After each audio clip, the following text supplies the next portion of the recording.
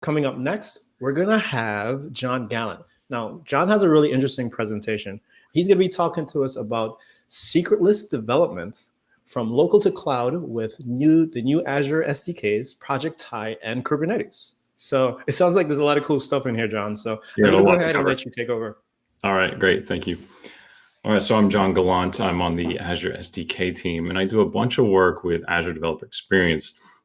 With things like Project Tye and deploying to Kubernetes, I work with Storage Explorer, Azurite, a bunch of these tools that surround the developer experience. And a lot of the things I do, I build apps, and I learn a lot and give that feedback to the product teams, as well as work with partner teams like Project Tye. So today, what we're going to cover, let's go to the next slide here.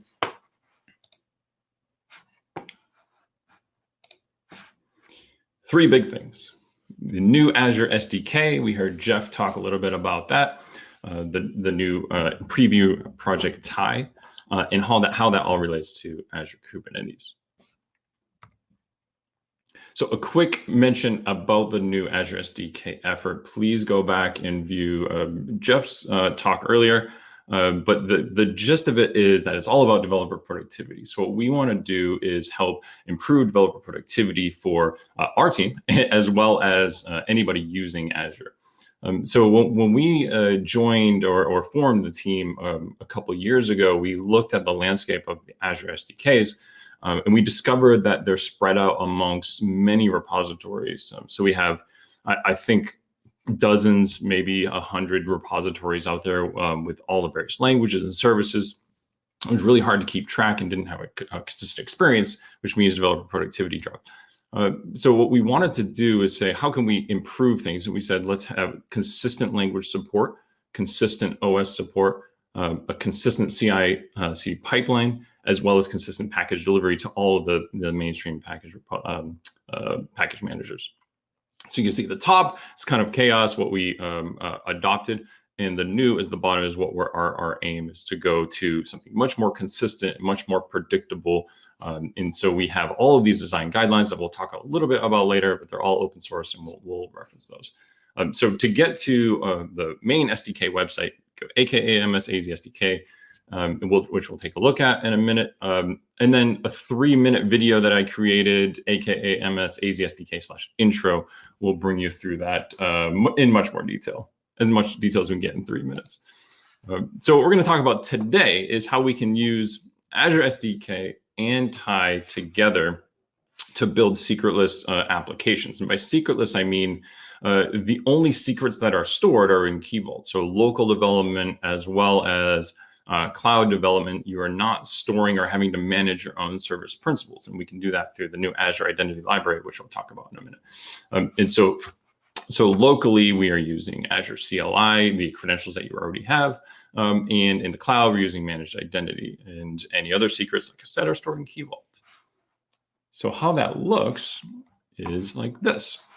So the new Azure Identity libraries provide us with this object or this class called the token credential.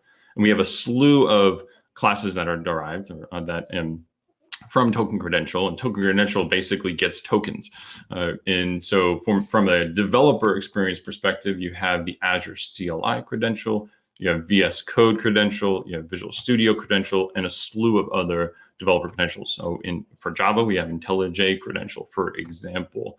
So for .NET, we have those three plus environment variables, plus interactive browser control, a ton of these credential types available that you can use in your application. And so what that means is that when you're already logged into one of these tools, you'll be able to use that identity to authenticate with Azure. So for example, if you're Azure CLI, you do AZ login, you assign roles to your principal, to your account, and then you access say blob storage. And in production, you use managed identity. So this is a quick code example on what Azure Identity looks like. We have var cred equals new default Azure credential. So default Azure credential is an opinionated chain token credential.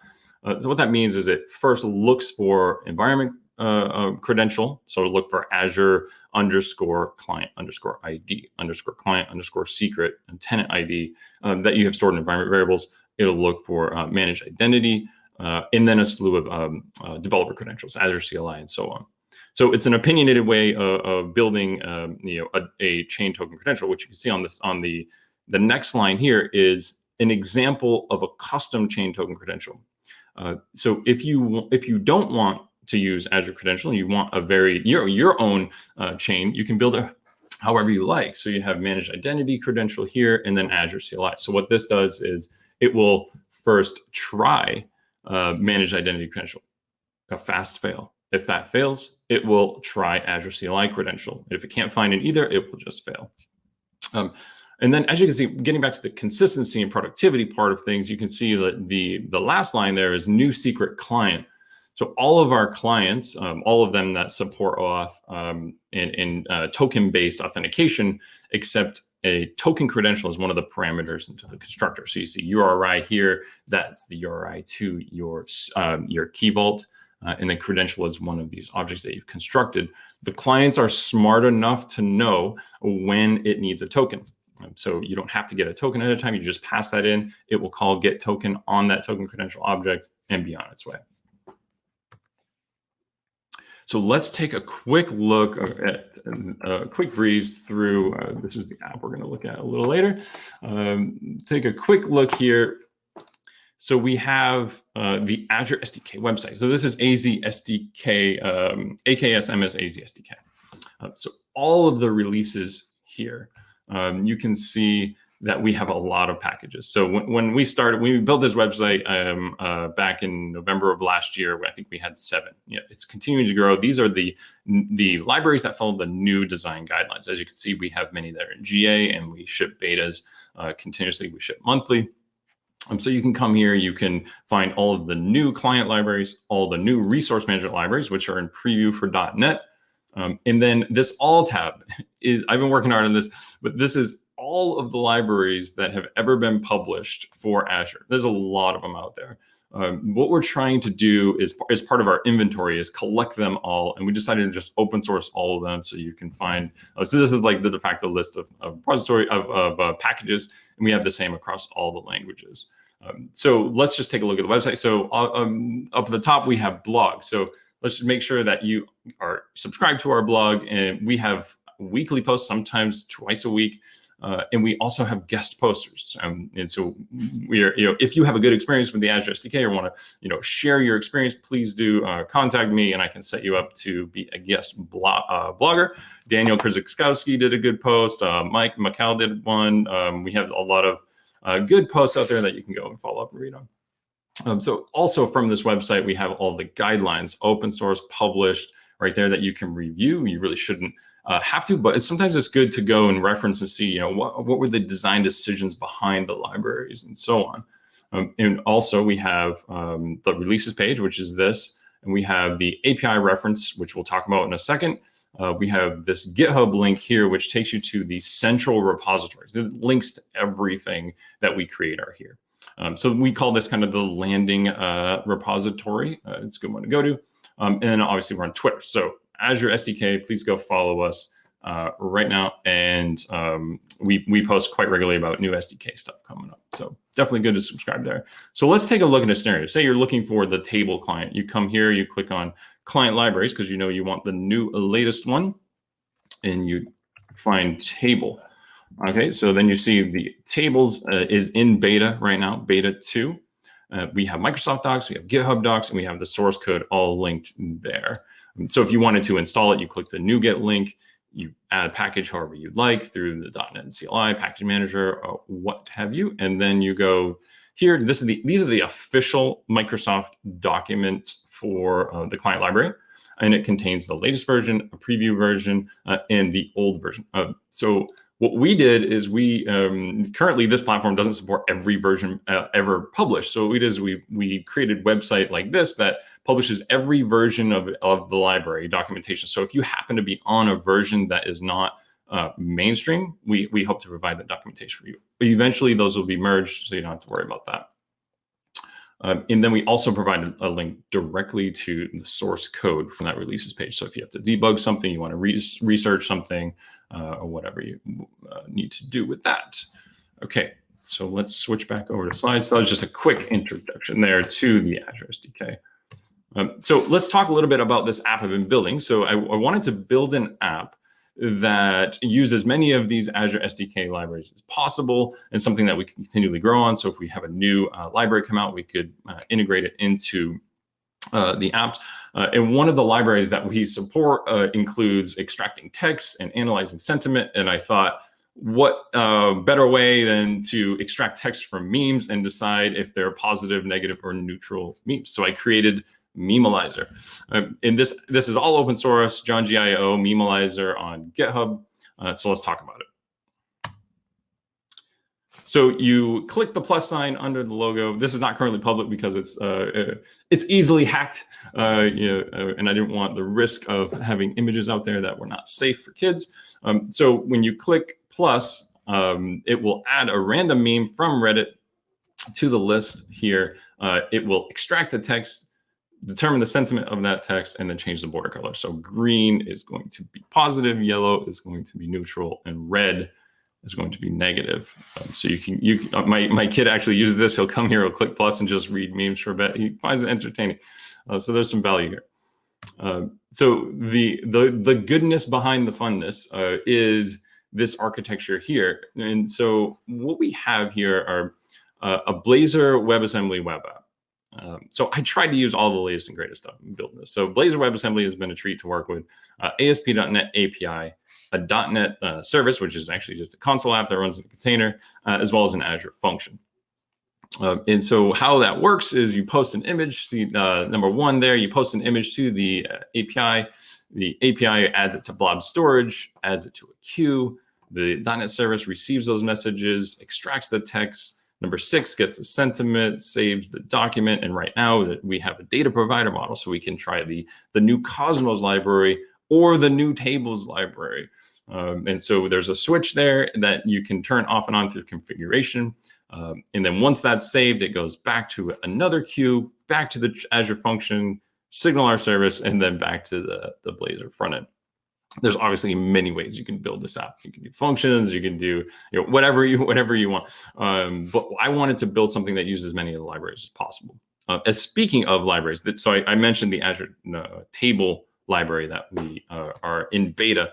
Let's take a look at this next slide. I think you're going to find this interesting. So I've been working a lot with the storage team to get us to a point where we can ship Azurite with table support. It's been a huge ask to the community. For those of you who don't know, Azurite is a cross-plat Azure storage emulator. It's had blobs and it's had queues for a while. And if you wanted to use table, you had to use like an old version. And so it kind of very bad experience.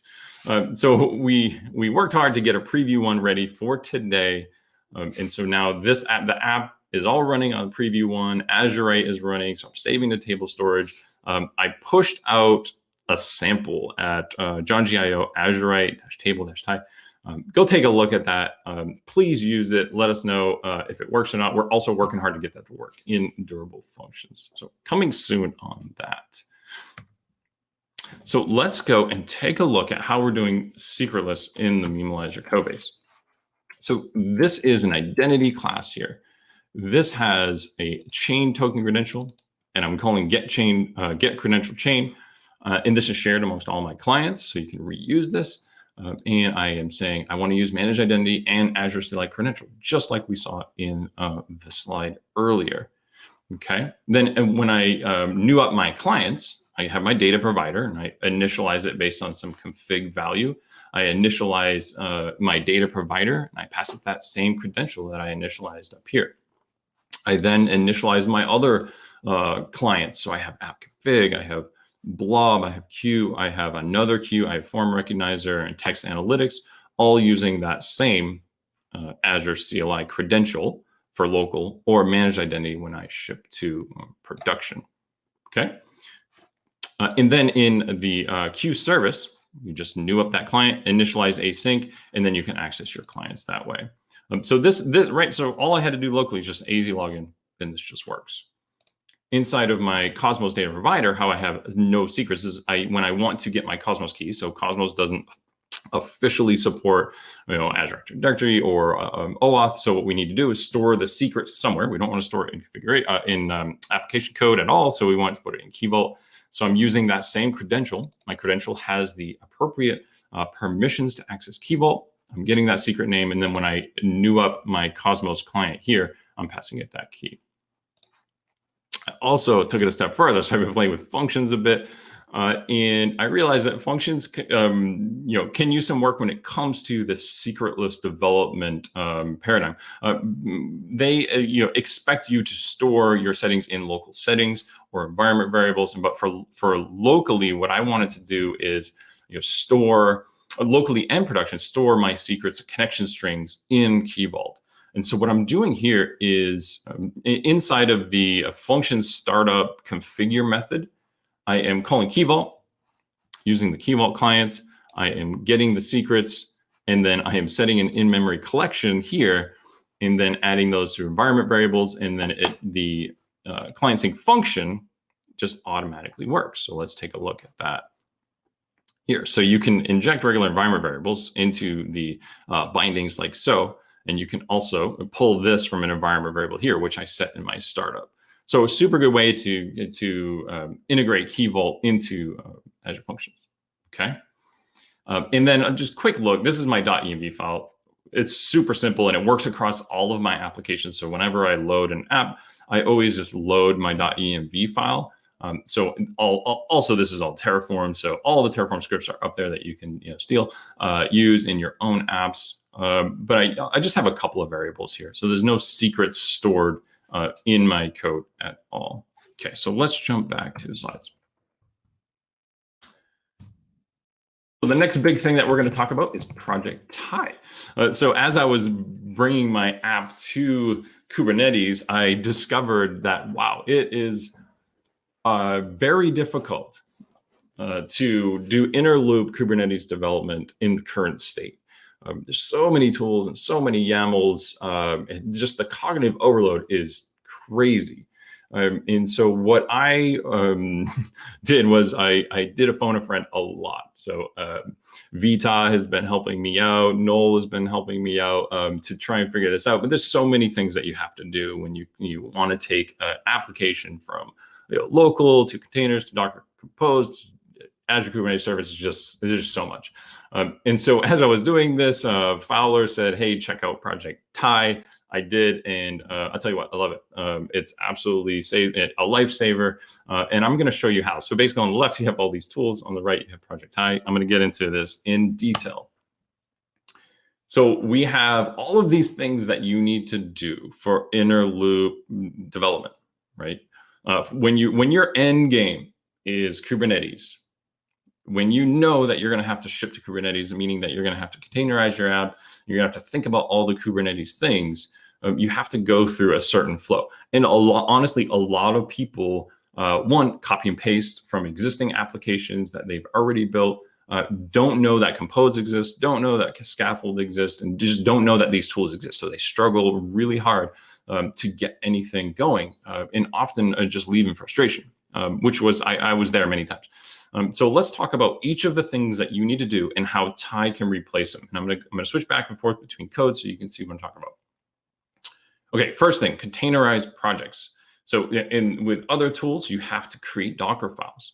You have to know what base image you need to go for. You need to know that you need to publish your .NET application and bind to this DLL and all of that work. And then you have Blazor, which uses Nginx. You have all which can use Nginx, and all of that is for somebody who hasn't done containers and just let's say you're a .NET developer who's never done containers. There's that step that you have to go through to learn about Docker and learn about Docker files. Eventually you should, but should you have to in order to get something running? Well, with Project Tye, you create an app and then you call Tye Run, and it will automatically detect that you have an application in your directory, and it will run it just without you having to create a Docker file. Okay, so let's just switch over to that here. So this is a typical Docker file that I had to create for each part of my application, right? And so I have MCR, Microsoft .NET SDK 5.0. I upgraded all these to 5.0 recently. And then, you got to do a bunch of things. You got to know to do all of this stuff. With Tye, I don't have to do any of that. I don't have to create a Docker file. Now, you can create your own Docker file, totally fine, but you don't have to, and that's the point. Okay, so here, the next step, okay, so you've containerized your apps. Now you need to run them. You need to start them. You need to tear them down altogether. How do you do that? It's typical to go with the Docker Compose approach, which basically it's just that. You do DC up, or Docker Compose up, Docker Compose down, and it will start and stop your services. Okay, so up until this point, yes, it's one-to-one. Tye YAML to Docker Compose. And as an aside, the team is looking at Docker Compose as potentially have parity with Docker Compose, so to make it easier to go from Docker Compose to Tye. But as of right now, there's a few differences. So what we do is we say Tye Run, Tye YAML, and that will give us the specifications of the applications that we want to start and stop, and they have tagging and so on. So let's just take a look. So inside of my run, so this is a simple Tye Run here, right? So simple Tye Run is going to by default use the Tye YAML file that's in the directory. There's a bunch of flags. We'll talk about some of those in a bit, but that's Tye Run. So I just created this script called run, which wraps Tye, because Tye currently doesn't do environment variable replacement, which I need. So I have a couple of scripts to do that work for me. So let's just take a look here. So we have Tye. This is what a Tye YAML file looks like. And you can see here, I'm using that alpha of Azure, which includes table storage right there. You can tag, so you can filter. So I only want Azure for dev. You can say, I want a web app. Here are the ports. Here's what I want to bind in my container. Here's the API container ports. And it also supports ingress. So you can say, map this URL, this path to this service, even locally. This even works locally. So it's super, super nice. And this having ingress here saved me from having to do a bunch of config, especially with Blazor. Blazor WebAssembly doesn't have service discovery built into it yet because it runs in the browser. And so Tye does service discovery. I'm not going to get into it, but where you can, Tye will automatically discover your services for you. But having ingress allowed me to just minimize my configuration for that. Okay, so that's Tye YAML. Now let's take a look at the next one. So debug, debug symbols in a container. I've talked to some of the people that I trust in this space, and they just like, I don't have a way to do this consistently that I really like, and so it's not something that people do typically and do it with ease. And when you want to do it, it's pretty complicated. And so the Tye's way to solve that is to add a --debug. And after debug, you can put a service name. You can say --debug, Q service, for example, and that will wait. It'll spit out the process ID and it will wait for you to attach a debugger to that process. So let's take a look at that. So here in my debug, right there, I'm doing Tye Run, still Tye Run, right? But I have this debug down here. See that? And I'm saying, wait for this service. Pretty cool, huh? Okay, so what you do is you open up the project for that service, you attach, it'll stop at breakpoints. It works beautifully. Another option to debug is the Tye Explorer VS Code plugin extension. Sorry. So you can come here, you can click on this little bug icon here to attach to a running process. Super slick. I tried it a couple of times since I installed the extension. Works great. Next thing, scaffold or watching files. Typically, you use scaffold, which is another YAML. With Tye, so what this will do is it will watch files, rebuild your containers, deploy to Kubernetes. With Tye, you do Tye Run --watch. Which is pretty self-explanatory for Kubernetes files. So we want to go from Docker Compose to Kubernetes files, which you need to deploy. So you have to do, you have to use something to convert them, or you have to copy and paste, as my friends say. Compose with a K, you feed it your Docker Compose YAML, and it outputs Kubernetes manifest files.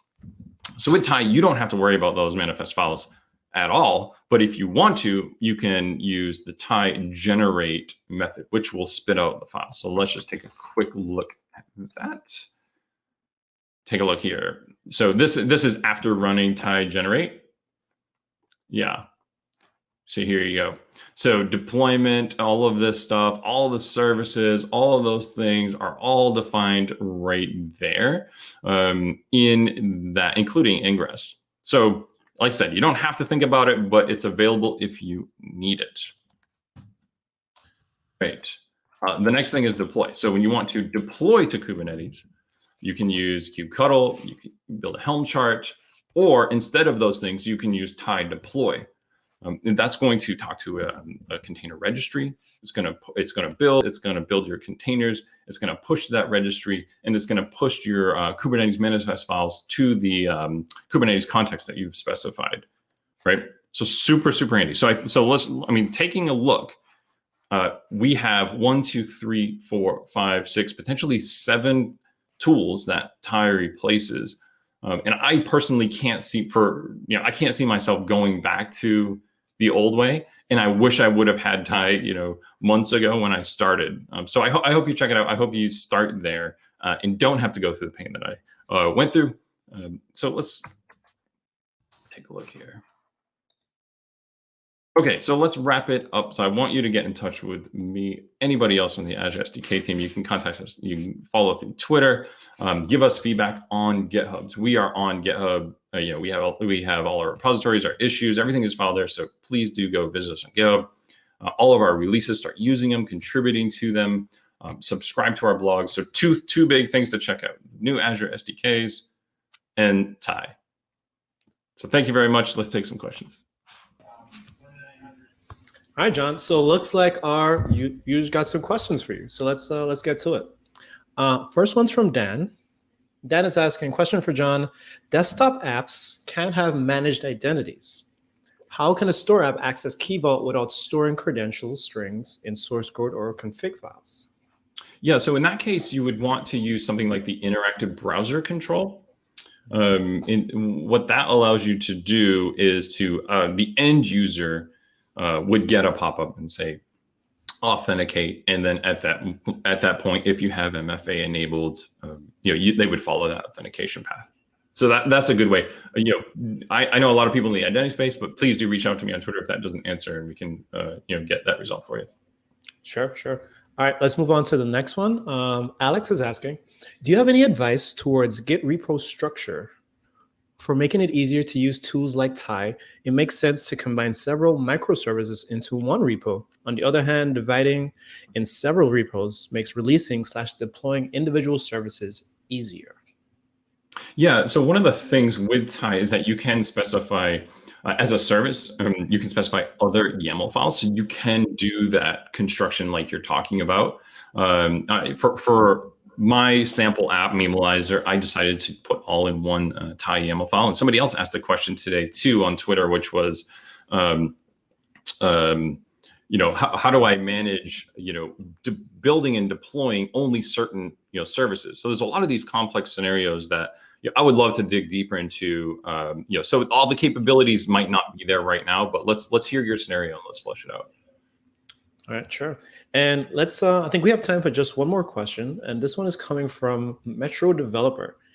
This person is asking, can I use Cosmos DB instead of Azure Table? Absolutely. Yeah. You can use Azure.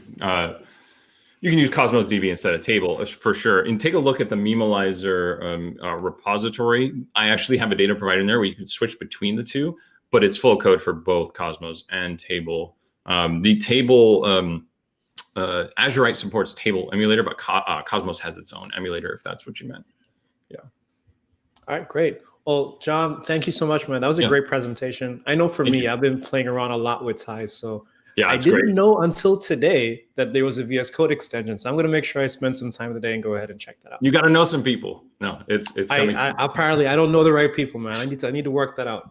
All right, thanks a lot, man. All right, thank you so much, man. I appreciate it.